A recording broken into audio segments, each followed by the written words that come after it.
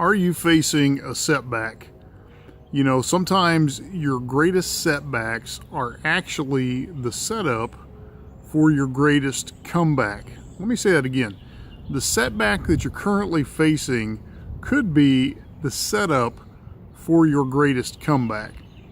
You know, in 2008, I went through a just devastating experience. At least at that time, it seemed devastating. Stepped away from a ministry that I had great ambitions for. Ended up starting a church. It was a very difficult church start. Over the next, 2.5 years, starting that church would lead us to become destitute.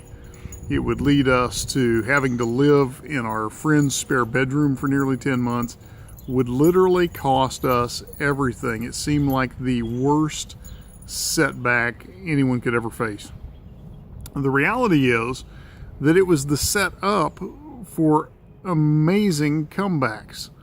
And so during that time, one of the things that happened was I started my online business. I learned how to market online, became very knowledgeable in that skill set, became very adept at executing those strategies online. Well, that was the foundation for the business that I have today. That was the foundation for the life that I have today. If it were not for those skill sets, I wouldn't have the business I have. And if it wasn't for the business that I have, I wouldn't have the freedom with my time that I enjoy. I wouldn't be able to work from home. I wouldn't be able to travel and do ministry work in East Africa and India. I wouldn't have time with my children and with my wife and with my mom. I wouldn't have been by her side when my dad died 2.5 years ago. You see, that setback opened so many doors because it was the foundation for my comeback. You know, that's the thing. We don't often see what God is doing with us. You know, there's the story in the Bible of Joseph who was sold into slavery by his brothers, and it seemed like a horrible deal. He's thrown in prison.